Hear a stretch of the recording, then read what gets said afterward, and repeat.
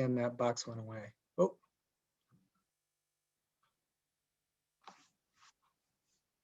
All right. Good afternoon, everybody. And welcome to the third week of the Health New England Where Your Health Matters webinar series. My name is Robert Aziz. I'm the Behavioral Health Manager here at Health New England. We are looking forward to talking to you today about learning when you should seek help from a mental or behavioral health professional. With so much change going on in the world, many of us may have asked ourselves that question. So we are really appreciative and so thankful that you are here today. Our mission at Health New England is to improve the health and lives of people in our communities, and that is why it is so important for us to engage and empower you all with ways to stay healthy as we continue to navigate throughout this uncertain time. We just want to inform individuals all webinars in this series are recorded and can be found on our Health New England YouTube page shortly after our live presentation. You will receive a follow-up email with the YouTube and survey link. We will also post the survey link in the chat at the end of today's presentation. Your feedback is very important and very much appreciated to us. I'm happy to introduce today's presenter. Today we have Dr. Nathan Summers. Dr. Summers currently resides in West Springfield and is a native of Western Massachusetts and a graduate of the University of Massachusetts School. I'm sorry, my screen just froze. Completed his training in both adult and psychiatry and child and adolescent psychiatry at UMass Worcester. He has worked in a variety of psychiatric settings throughout the Pioneer Valley and is currently our medical director for behavioral health here at Health New England.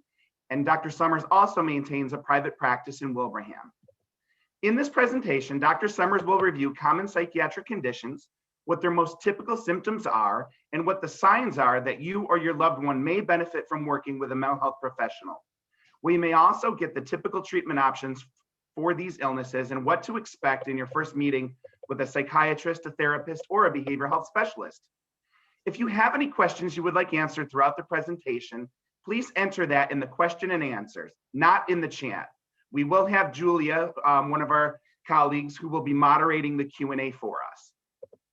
You are also able to ask a question anonymously if you prefer. We hope you enjoyed today's webinar. Please join me in welcoming Dr. Nathan Summers. All right, hi everybody. Thanks for joining today. I appreciate everyone's interest in this very important topic. And thank you, Robert, for that kind introduction. So we'll just get started. So I thought we could start by talking about three things that are probably the most common concerns we see raised in outpatient behavioral health or psychiatric treatment. And those would be depression, anxiety, and substance abuse. So I'll just go through each of these in succession and just tell you a little bit about what we think of clinically when we think about these three very common concerns that come to us in psychiatry. But we'll first start with a little bit of statistics, just so people have a sense of how common these problems are. So about 17 million US adults per year are affected by depression, and that comes out to about 7% of the US population. About 40 million US adults per year are affected by anxiety, which that comes out to about 18% of the US population. And about 18 million US adults per year are affected by some type of substance use disorder, which is about 8% of the US population. Then thinking of the global population, about 50 to 75% of the world's population will be affected by a mental health disorder at some point in their lifetime. So if these disorders are so common, why is it so hard to ask for help? So I just listed some of the things that I have heard people say, and certainly things that probably we're all familiar with. So the first is stigma. Society has long had a stigma about mental health. So people may think people with mental health issues are, and fill in the blank. In the past, mental health issues were equated with demon possession. Some people may feel that people with mental health issues are dangerous or unsafe or frightening. And then because of the stigma, there's often a lot of shame that goes along with mental health issues. So people may have thoughts like, my friends, my family, my coworkers may think less of me. They'll think this about me. They'll think I'm a dangerous person, an unsafe person, someone that they don't want to be around. People have these thoughts, and this, leads them to avoid seeking treatment. A lot of people will normalize their psychiatric concerns. So, and I hear this a lot. Well, doc, my problems really aren't as bad as so-and-so, or when I was working in a hospital, people would say, I don't belong here because, these other people are, crazy or unstable, but my problems aren't that bad. I really shouldn't be here. People have a lot of fears about psychiatric treatment. They may feel that psychiatric medications are particularly dangerous compared to other types of medications, or that psychotherapy is going to change them in some way, or is intrusive or controlling. People have these preconceived notions. And then the last reason why it's hard for people to ask for help that I wanted to mention is access. And this has been a real problem, it's always been a problem in my career, but with the pandemic, access has gotten to be a real issue because of both the increased need as well as decreased availability of practitioners. I'll pause here and just see if anyone has a question or two. I don't know if Robert, if there's any questions. No or question. Julia, sorry. Yeah, no Nope, questions nope. so far. If anyone wants to put one in right now, we will take it.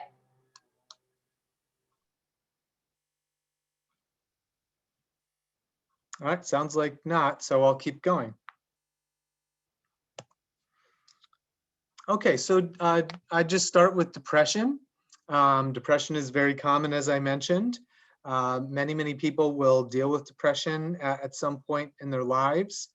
So, depression, as people probably are aware, would be characterized primarily by a low, sad, or depressed mood. And these depressed moods can either be very significant and occurring every single day for an acute or an immediate period. Typically, we think of 2 weeks as kind of the line where if someone's consistently feeling down for 2 weeks or longer, that they may be dealing with a major depressive episode. Or there's a different type of depression. The technical term for it is dysthymia, where an individual has a more chronic depression that may not be every single day, but it's more than half of the days for an extended period of time, like a year or longer. So those are kind of the two timing patterns of depression. And then there are symptoms that go along with the mood that are typical for depression. So of course, having a sad mood by itself is not necessarily a disorder.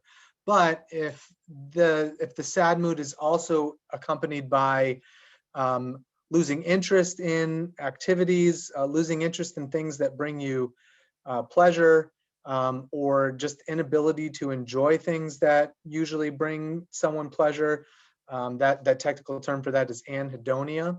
That's one particular additional symptom of depression. People with depression may have very low energy or chronic fatigue. People with depression may have changes in their appetite. The classical melancholic depression that was recognized by psychiatrists in the 19th century typically involved a loss of appetite and weight loss, but there are some people that have depression that's characterized by an increase in appetite and overeating and possibly weight gain. People with depression often have changes in their sleep patterns, so they may become either insomniac, so they just cannot sleep, or they may become what we call hypersomnic, where they sleep too much. Difficulties in concentration are very common with depression. And then feelings of worthlessness or hopelessness or guilt that's unremitting are also common. And then the most concerning symptom that can go along with depression are recurrent thoughts of death or suicidal thoughts. Julia, any questions at this point? Nope, no questions. No questions. Okay. All right, I will move on. Okay, so so anxiety. Anxiety, I called this the common cold of psychiatry because as you recall from the statistics, anxiety disorders are just so common in our world in psychiatry, particularly now. I would say in my outpatient practice, oh boy, maybe 70 to 80% of people coming in to see me have some type of anxiety disorder. They may also have depression or other things going on, but I would say a significant majority of my clinical population are affected by some type of an anxiety disorder. The kind of classic anxiety disorder is what we call generalized anxiety disorder. And that's characterized by being excessively worried or nervous for more days than not. Difficulties controlling or managing that anxiety such that it is almost always on the person's mind. It interferes with their ability to stay focused on work or school or their family life.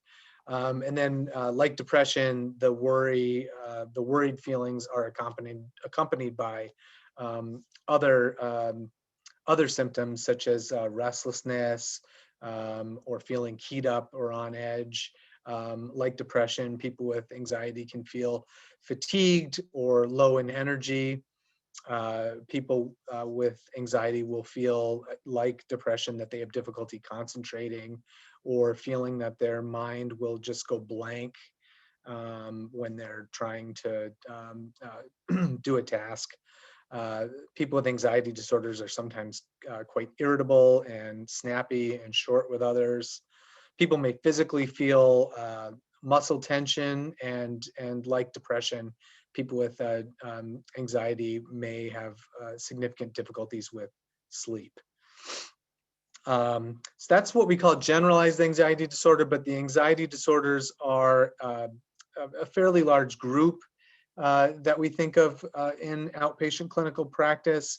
And so there may be other types of anxiety disorders such as social anxiety, which is a pattern of anxiety that seems to occur in particular when there is a social situation that a person's in, such as going to a party or going to a class at school or sometimes public speaking or giving presentations. Some people may have panic attacks with anxiety, which can actually turn into something called panic disorder. And when someone has a panic disorder, they have these acute episodes of anxiety that may last 10 to 20 minutes and are accompanied by fairly significant physical symptoms such as shortness of breath or feeling chest pain or heart palpitations or dizziness, lightheadedness, or feeling tingling sensations throughout the body. Panic attacks do lead to quite a few presentations to emergency departments because individuals affected by them may feel like they are having some type of a medical emergency like a seizure or a heart attack or a stroke. PTSD or post-traumatic stress disorder, probably most people have heard about that. PTSD is a type of anxiety disorder that occurs in individuals who have been exposed to trauma. And that trauma can be a variety of types of trauma. The classical PTSD description came from individuals who were exposed to combat trauma, but we have seen the same patterns of symptoms in individuals who've had other types of trauma, such as domestic violence, physical trauma, sexual trauma, or witnessing some of these traumas, such as being involved in a terrible car accident or something like that.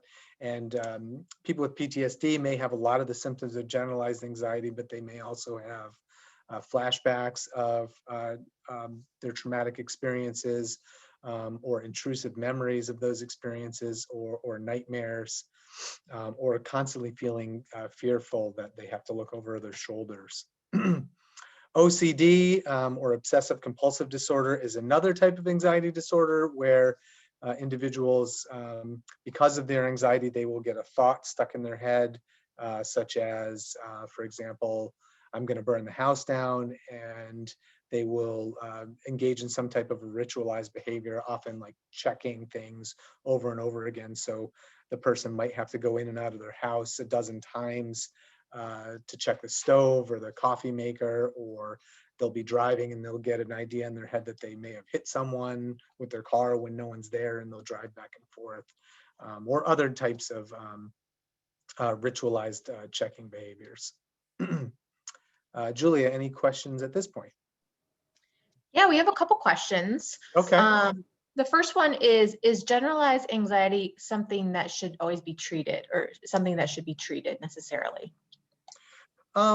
So I'll get to that in a little bit, but I would say that, if someone is experiencing significant anxiety that, is bothersome to them or affecting their life in some way, I think asking for a consultation with a behavioral health professional can be helpful. It does not mean that you have to take medications, although oftentimes medications are an option or can be helpful.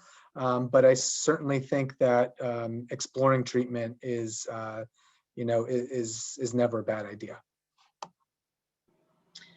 Yeah, so there's a couple more questions that I think you might get to as you talk, but one, it was actually a comment, and this person said, I get anxiety and I don't know why. Is that something that you could answer now or are going to get to?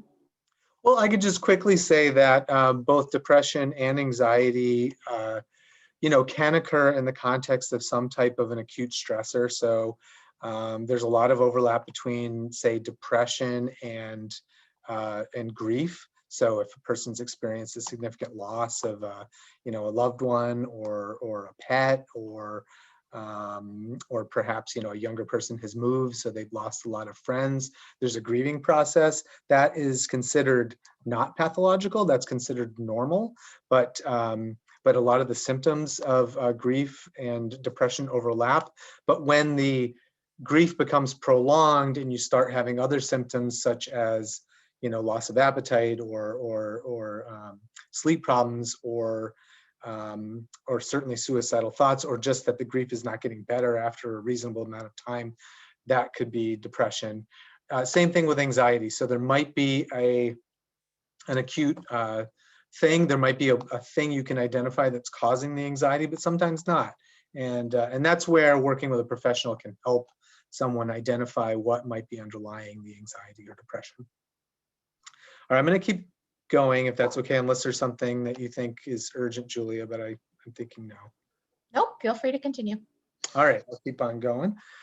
All right, and then substance use disorders. So, this is obviously a very large category, and we certainly don't have time to go into too much depth, but just, I would say the most commonly abused drug is probably caffeine, but I wouldn't say, and not everybody who uses caffeine is abusing it, but caffeine and tobacco are obviously fairly significantly abused drugs, but and they have certainly a lot of health concerns, particularly tobacco and nicotine. But the most commonly abused drug when it comes to the types of patterns that often lead to psychiatric treatment would be alcohol. Alcohol is obviously widely available and widely consumed, and certainly reasonable alcohol use is not a disorder, but alcohol is, most certainly the commonly abused drug and most commonly abused drug in the United States. Marijuana abuse is rapidly rising now that it's legal, which is frankly not all that surprising. Again, I'm not saying that marijuana use recreationally cannot. I'm not saying it can't be done responsibly, and I'm also not saying that marijuana does not have either real or potential significant medical uses. But we also know that marijuana misuse is fairly common and becoming more common. We all know that there's an ongoing crisis of opiate abuse in this country, which continues to plague us. And then, of course, there are other substances as well, such as cocaine, hallucinogens, inhalants, and other things that are abused.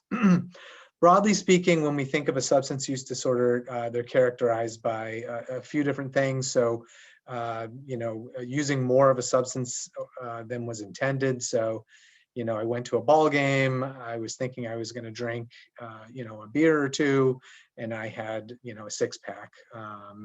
I had a couple beers and they had 3 or 4 shots. And this seems to happen to me every time I'm planning to go out. Or failing, or trying to cut down on using a substance and not being, finding that over and over one tries to cut down or cut back or use more responsibly, and it just doesn't seem to work. Craving a substance, so finding oneself thinking about when can I have that next bowl or that next shot, when can I have that next drink, and spending a lot of time seeking out the substance and then recovering from use of the substance. If the substance use starts to affect one's ability to meet obligations to your employer, to school responsibilities you have, or certainly if it starts to affect your family responsibilities, like if you're a parent and you're forgetting to pick up your child, or not getting up in the morning to help your kid get off to school, that's a sign that there may be a problem. Or if you're using a substance and it's creating dangerous situations for yourself or others, like drinking and driving, for sure, or violent behavior, getting in fights, things of that nature. And then, when someone's really getting into significant addiction is when one starts to develop significant tolerance to a substance and then experiencing withdrawal when the substance is not available. So tolerance is when you need more of a substance to create the same effect that it created in the past. And then withdrawal is when you have very unpleasant and sometimes dangerous physical symptoms when the substance is taken away. I'll pause here. And any relevant questions right now, Julia? None here. Okay. All right, I'll keep going. Okay, so when should I ask for help? Which I think is the kind of the main concern of this presentation. So I think I've alluded to some of this already, but certainly if the symptoms start to affect your ability to function in one or more ways, that's a sign that you're you may benefit from reaching out to a professional. And that professional could be your primary care doctor. You could start with your PCP. Sometimes a conversation with your PCP, who may have a certain level of behavioral health knowledge, can be helpful, and they may give you some education and some things to think about, and that might be enough. Sometimes primary care doctors are able to recommend medications or prescribe medications, and that can be helpful.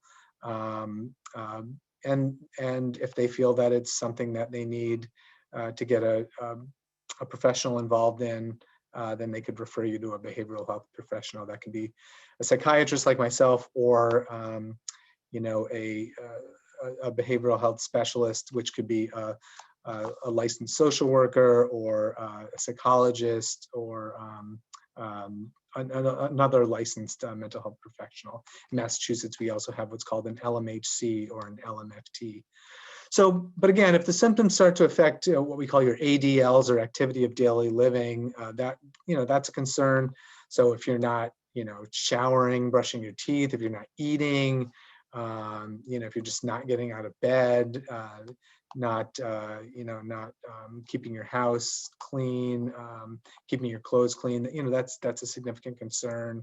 If again, if you're not able to, if you're a parent or a caregiver and you're not able to continue to participate in the activities to, help keep your family running, that's a concern. If you, if you're missing work a lot or just not able to be as productive as work as you have been, or if you're, if you or your child are not attending school or performing in school as well as you would expect, that might suggest you should get some help from a professional. If the symptoms are starting to affect your ability to enjoy life, so if you're not enjoying things or you're avoiding social settings, that's a concern. We all should take pleasure in our life when we can. That's extremely important for for our survival. And if those things are not present in your life, you really should think about asking to talk to someone. If you start to experience any physical or cognitive or neurologic symptoms, certainly, if you're having any symptoms like that, you really need to talk, at least to your primary care doctor to start with. But many psychiatric disorders, as we've mentioned, have physical symptoms or cognitive or neurologic symptoms.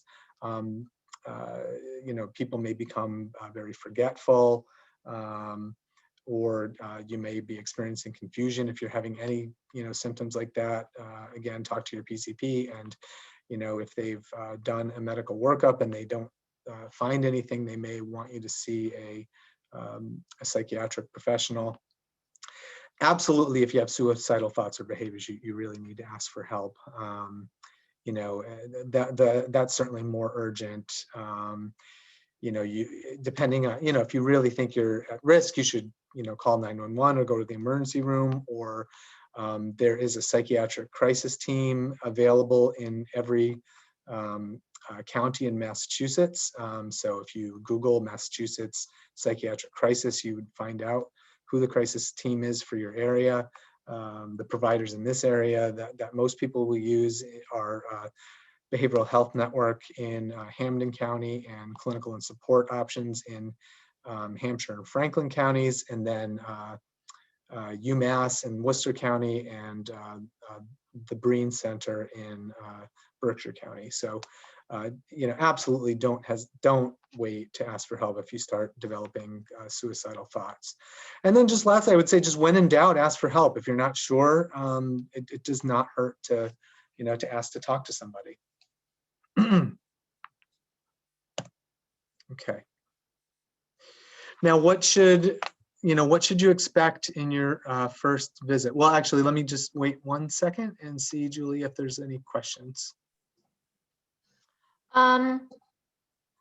So a question just came up, and I think this is a bigger conversation, but maybe something to keep in mind as you continue.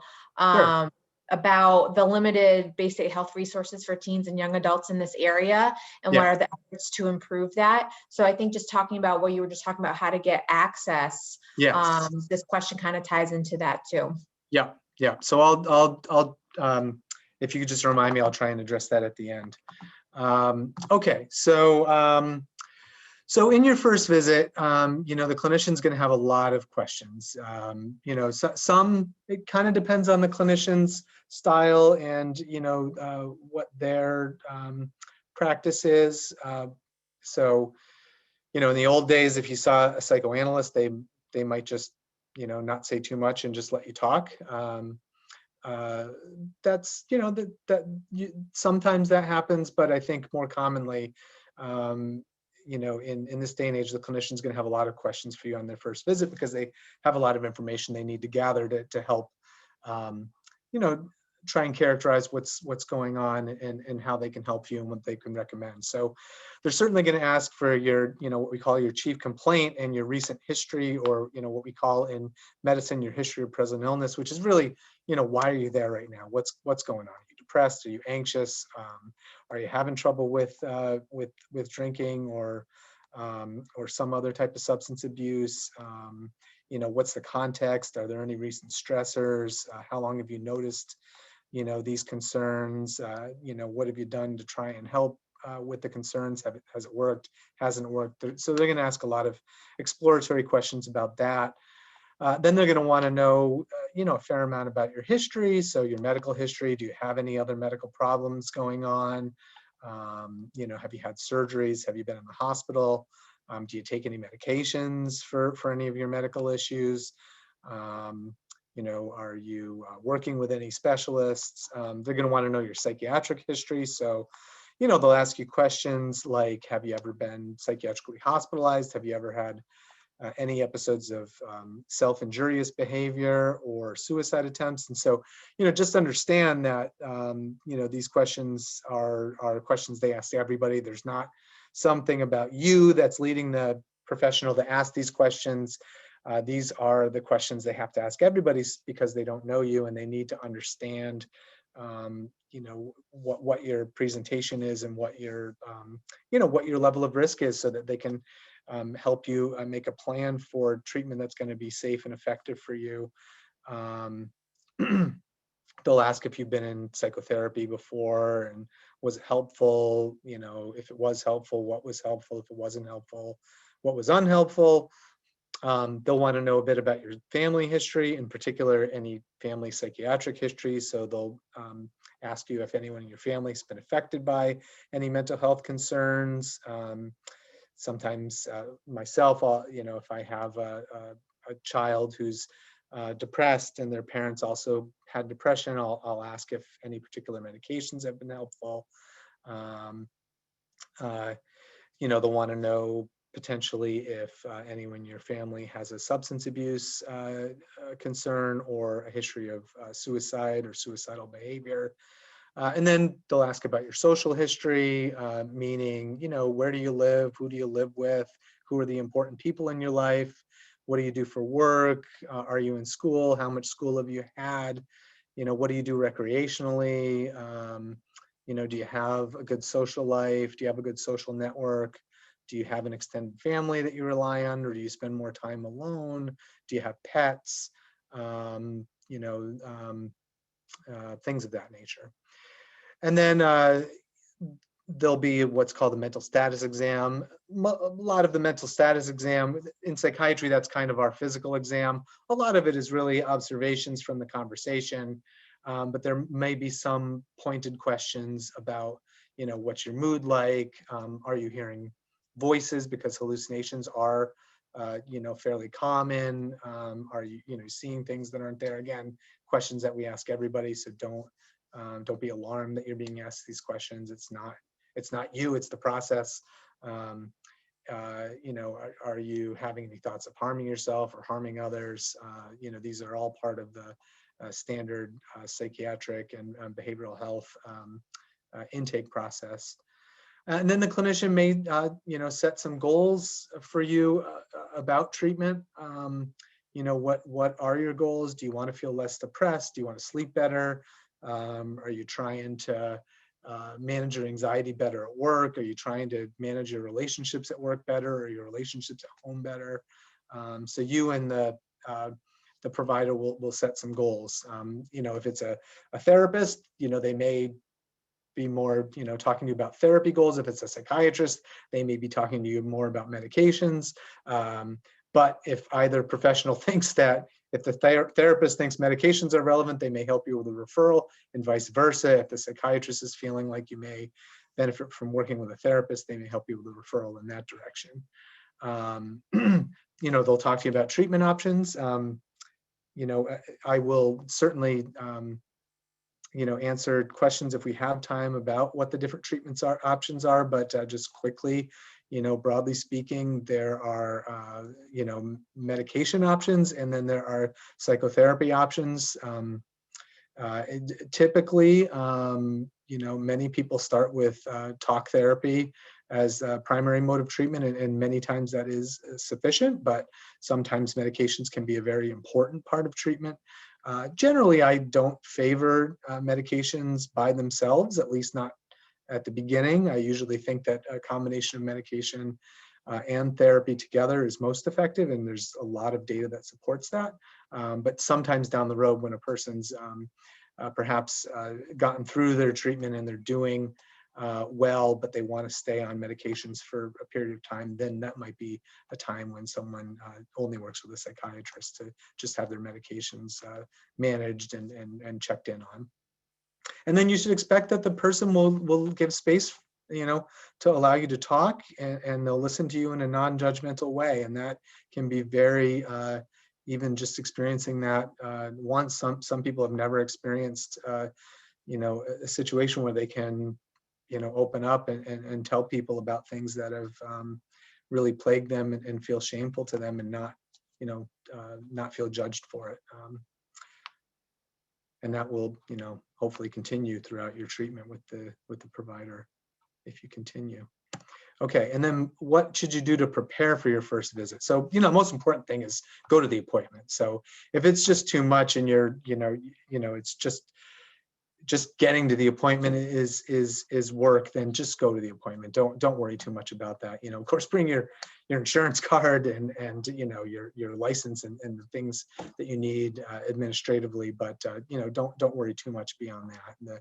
If there are things that the doctor or therapist need, they'll let you know, and they can get them, and they can get them afterwards. But if you're not in that place and you are feeling like you're able to prepare for the visit, then certainly any records you have of past treatment can be helpful. If you've been in the hospital for a psychiatric reason or in some type of a treatment program in the past, that can be helpful. It's really helpful to have your current medications and the doses of those medications, because of course psychiatric medications can interact with other medications sometimes, and so it's important to know what you might be taking when you come in. If you have worked with people in the past, if you can remember who they are and just make a list, that can be helpful. Certainly if you've had medications in the past that you took for a psychiatric reason, that's very helpful to know. And it's helpful to know when you took them approximately and how you responded. And if you happen to know the doses, that's even better. But again, don't stress too much if you don't have that. But knowing what medicines you've had in the past helps, if you are going to take medications, it helps the psychiatrist avoid giving you something that either didn't work or was harmful. Or if something was really helpful, maybe it would be helpful to go back on that medication. And then it often helps people, to prepare a list of questions that they might have. Just to stay focused, because some people come in and they're very nervous and they forget things. Okay, so that is all of my slides. So yeah, at this point, I will spend some time answering questions. I think we have maybe 5 to 10 minutes. Yes, thank you so much. That was amazing and very helpful. Just going through some of the questions. So if I don't call out your question, we might have already kind of answered it as Dr. Summers was speaking. But a question here is anxiety a reason for not sleeping through the night? Waking various times, and each time you awaken, you have a mind full of thoughts. Is this anxiety or just stress? Well, I would say that does sound to me like it could very well be anxiety. I think, particularly if it's been going on for any length of time. Certainly, if there's some acute stressor that's on your mind, it might interrupt your sleep here and there. But I think if it's happening, over a few weeks, then that could really start to affect your functioning. And in that case, I'd suggest, at least talking to your PCP and let them know what's going on. If not, considering working with a behavioral health professional. Great.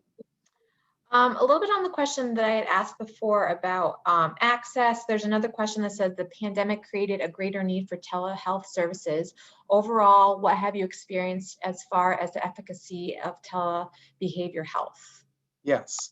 So, yeah, I mean, I think that I have really good things to say for the most part about telebehavioral health. But you know, it depends on the client's preference, the patient's preference. Certainly when the pandemic first started, many clinics really shut down in-person visits because of you know, the mandates and the lockdowns. And you know, that was you know, from a public health perspective, that was felt to be necessary. And I think we very rapidly discovered that telehealth, particularly for behavioral health, can be extremely effective for many, many people. I certainly feel as a psychiatrist that I can do good work in a telehealth setting, both in the adults and the children that I work with. You know, we have the advantage in psychiatry that we don't do, you know, a lot of direct hands-on physical exam. There are some things we need to keep an eye on, like, you know, blood pressures and weights and the like. But, you know, it's not as extensive as other medical specialties. And certainly for psychotherapy, telebehavioral health can be very, very effective. But I would say that there are clients and patients who do feel like that telehealth is not, you know, as effective for them, and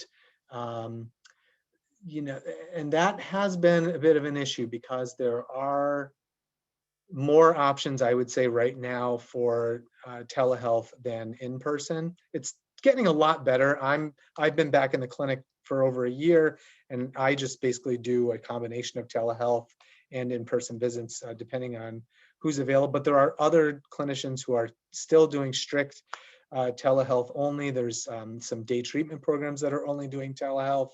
And for some people who really feel like that they need that face-to-face contact, it's created a squeeze for them, which is tough. One thing I just want to mention quickly, just for people to think about, if you're going to do telehealth, I just want to make sure that people keep in mind, just because of things that I've experienced, you know, if you're going to do telehealth, just remember that it's a medical appointment. So I've had situations where people are trying to do telehealth when they're, you know, kind of out running an errand. If they're driving, I just won't do it. Sometimes people might be at the grocery store or shopping, and I've had other clinicians experience this as well. So it's very, very important to make sure you have a private space if you're going to do a telehealth appointment. And that doesn't mean you can't do it in your car. Just make sure you're in your car somewhere private where you can, you know, not be interrupted, and certainly not when you're driving. Yes, thank you. Just something I wanted to mention because it's a bit of an issue. Right, sure. It is 12:45, but I think I'll do one more question just because we have a lot of questions and I want to be able to, I apologize if we don't get to your question, but someone had asked any thoughts on neurodivergence, which are like ADHD or autism, and behavior health. Yeah, I mean, that is, you know, I didn't cover autism and ADHD, but as a child psychiatrist, those are obviously concerns that I deal with, I would say, every single day that I'm working. You know, I think if you suspect yourself or your child might be affected by, you know, a neurodevelopmental disorder such as ADHD or autism, then again, if it's child, I would definitely start by talking to the primary care physician, the pediatrician in that situation. You know, if you're an adult, if you're already working with someone, certainly raise these concerns. Just quickly back to the access thing, I just want to say one more thing about that, because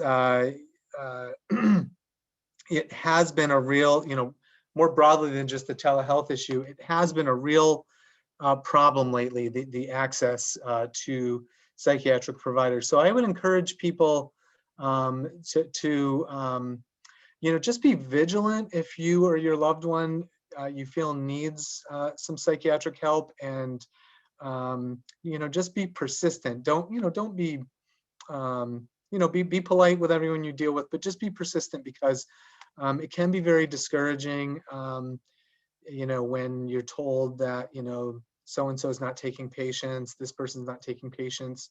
The resources, to look to in order to try and find someone would be, I would say, your primary care physician, who may have people they work with. Your insurer, may have case managers, and they will know their own network. So, you can reach out to your insurer and say, I need some help with depression. Who can I see? You can call the crisis teams, even though they, they have a primary mission to work with people who are in an acute crisis. They also, want to keep people out of the emergency room if they can. So you can call the crisis teams, and if they have a moment, they may be able to give you some resources to call in order to, explore the availability of certain providers. Excellent. Thank you so much, Dr. Summers. Really appreciate you being here with us today. As someone had put in the chat, just soaking this information in, it was great. So thank you again for being here with us. Thank you all for joining us on our third week here. As usual, you will get that reminder email this week with the link if you want to rewatch this presentation, with also a survey link that I did put in the chat. So please take that survey. Next week on October 26th, we're going to talk about burnout. This is going to be our last presentation. We've all heard about burnout. We may have experienced it ourselves. And so what we're going to talk about are how we have so many more responsibilities coming on us. Our stress levels are not lessening. So we'll talk about the symptoms of burnout and the tools that we can apply to prevent burnout as well. So we appreciate you guys attending. We hope to see you next week for our last presentation. Thank you, Dr. Summers, and have a great rest of your week, everyone. Take care.